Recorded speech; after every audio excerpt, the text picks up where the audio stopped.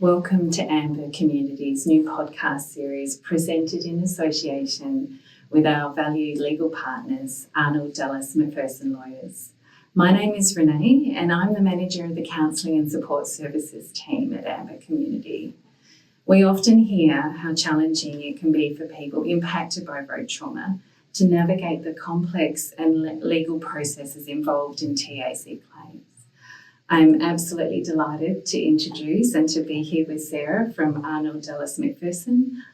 Hello, Sarah. How are you? Yes, well, thanks, Renee. How are you? I'm good, thank you. Thank you for joining us today. Thank you for having me.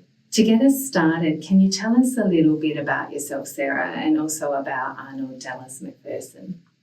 Yes, absolutely. So as Renee introduced, my name is Sarah Richardson.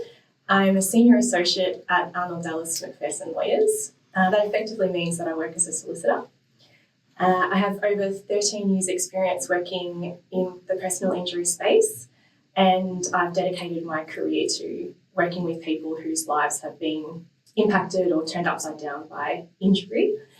I would describe Arnold Dallas McPherson as a boutique law firm. And what I mean by that is that we are quite a tight-knit team, and we work very closely together.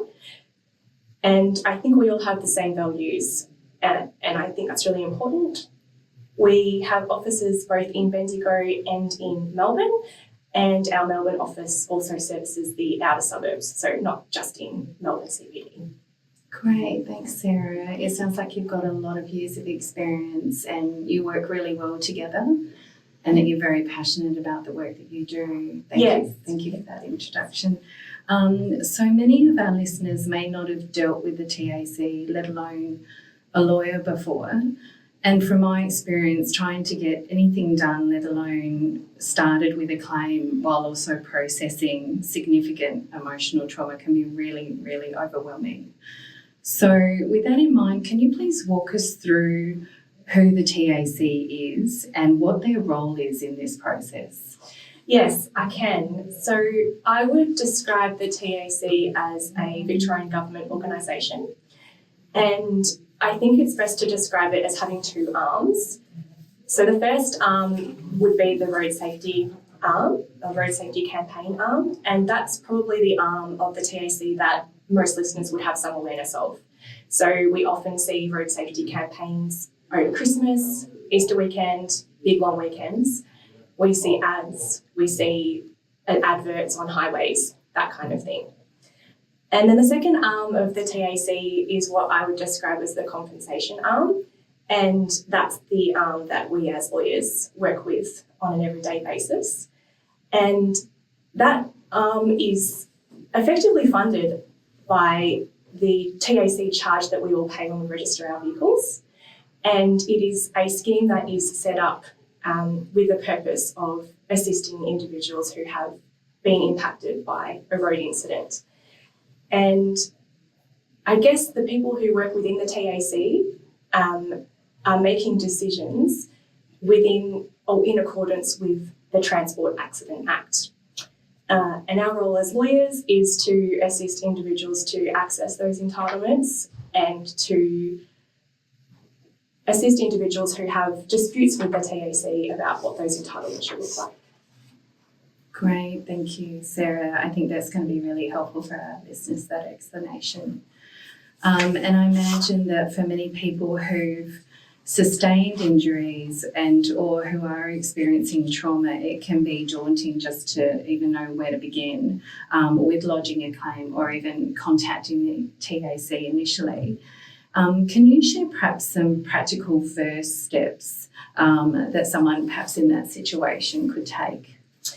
Yes, I think that, there are two probably key things that need to be done before we actually get on and lodge a TAC claim, and that is that the incident is reported either with the police or, if it happens to be a public transport incident, with the body that's running that public transport system.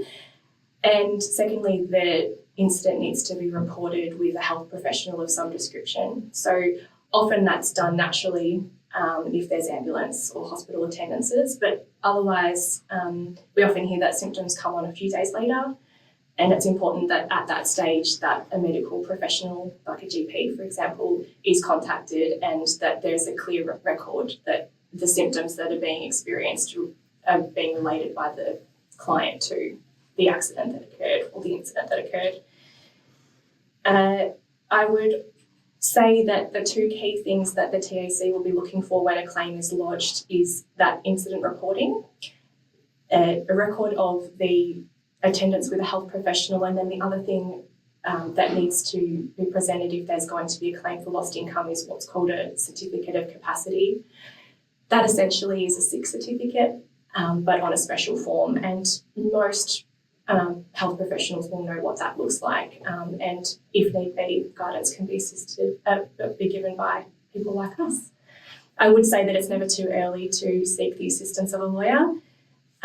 There's often not a lot we can actually do in terms of legal entitlements in the early stages, but we can always be a guide as to how to get the process started. And if we can take any stress out of the process for a client, then we'll be very happy to do it. Thank you, Sarah. That's really reassuring. And on that note, in terms of potentially reaching out to yourselves or reaching out to a lawyer to assist, from our conversations with individuals and families, it is clear for some naturally that the thought of reaching out to a lawyer can feel really intimidating, especially during such difficult and stressful times. What would you say to those who are perhaps feeling unsure or overwhelmed about taking that step? I would say to just sort of stop and to remember that the people that you are approaching in a personal injury lawyer are compassionate people. We're doing this job for a reason. We are just humans. We will listen, we'll provide guidance. We might not have all the answers, but we'll be able to get you going on the journey and to refer you to whoever it might be that can answer that particular question. Our team at Arnold Dallas McPherson are all compassionate people. We are good listeners. I think I said that, but I think that's important.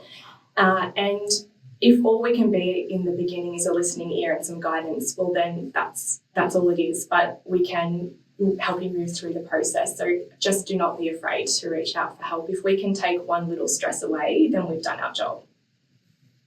Thanks, Sarah. Again, very helpful and very reassuring. It really does sound like you are aware and do understand about some of the concerns people might have in reaching out to a lawyer, and certainly how much I can hear you appreciate the emotional distress that can come with, people who have been impacted by road trauma, and how, what they can be experiencing during the process. Thank you, Sarah. I hope to our listeners that today's discussion has helped you who are perhaps unsure about seeking legal support and to feel more confident and empowered to take that first step. We really look forward to bringing you to our next episode where we'll talk more in more detail about how to lodge a TAC claim.